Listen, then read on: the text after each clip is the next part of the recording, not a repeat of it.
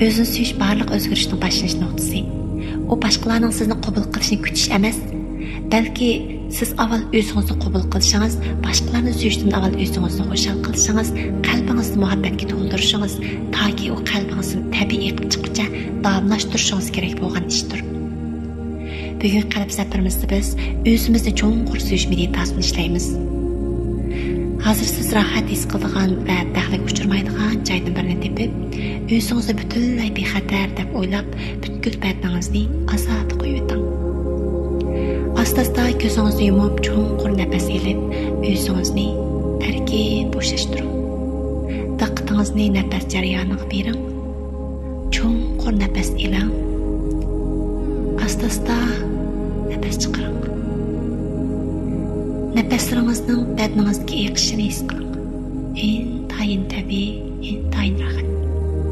Hech qanday besim yo'q. Cho'nqur nafas sumirib, asta-asta nafas chiqaring. Har qatim nafas sumirishingizga ergishib, badaningizning bargan sari tinchlanayotganligini his qiling. Cho'nqur nafas oling. Asta-asta nafas chiqaring. Butkul dömbe ve mühür boyun kısımlarınızın bargan sari azadlaşıyotganlik tuyg'usini his qiling. Intayin azoda. Yana bir necha qatim cho'nqur nafas oling. Cho'nqur nafas sumirib, o'zingizning tiniqlarini his qiling. Nafas burningizdan kirganda sovuq, nafas chiqqanda illiq. Havoning badningizga aylangandek tuyg'usini his qiling. Nafas burningizdan kirib, asta-asta badningizning har bir bo'lumlariga yetib berib, yana asta-asta burningiz orqali badningizdan chiqib ketyotdi. Nafaslaringizga ergishib, qalb bo'shligingiz kengayib, azod bo'lib qolganligingizni his qiling. Shuning bilan bir vaqtda sizning nurg'un besim va jiddiyliklaringiz bargan sari yo'qolib ketayotganligini his qilasiz. Endi o'zingizni butunlay erkin tuting. Hozir cho'mingizda boshqalarni butun kuchingiz bilan yaxshi ko'rgandagi tuyg'uni aslang. Konkret ma'lum ish bo'lsin bo'ladi. Bir tal gulni ko'rib, uni xush qilish uchun uning elib bergan bo'lishingiz mumkin. Abstrakt tasavvur bo'lsin bo'ladi. Siz onun bilan birga bo'lsangiz, bek xushal bo'lasiz. Ayrılib ketsangiz, ko'nglingiz bek yerim bo'ldi.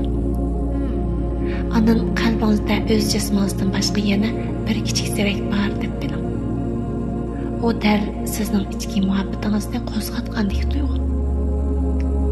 Ondan bu muhabbatni qalbingizda kichik zirakka qo'yib berishga urinib beqing. Onunga suyunish va tinch birga turish tuyg'usini his qildiring. Boshqalarga bo'lgan muhabbat va hurmatni o'zingizgacha kengaytiring. Bunday muhabbatni his qiling ham qalbingizda uni ulg'aytiring. Siz yana bir qatam qalbingizning ovozini anglab beqing. U nimalar deyotgandi? O'zingizga ozroq vaqt bering. Qalbingizdagi shu topda paydo bo'lgan o'y xayolga hurmat qiling. Qalbingizga tinchlarga quloq soling. U herib holdan ketibdimi? Butun jismi jarohatlanibdimi? U qarmoqqa yana siz bilan shundoq xushal, shundoq illiq. Siz o'zingizga qalbingizni ochishni xohlaysiz. Siz o'zingizning mavjudligini his qildingiz. Siz muhabbat bilan o'zingizni oziqlantirishni xohlaysiz. Asta-asta o'zgarish hosil qilasiz. Endi siz o'z-o'zingizga monolarni deng. Men faqat jarohatlanib bo'lganda ondan o'zimga ahamiyat bersam bo'lmaydi.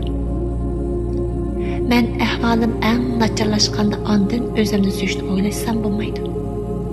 Men o'zimning his tuyg'usi va o'y xayoliga har vaqt ahamiyat berishim kerak. Men boshqalarning ko'nglidan o'zimga o'g'il qilmayman.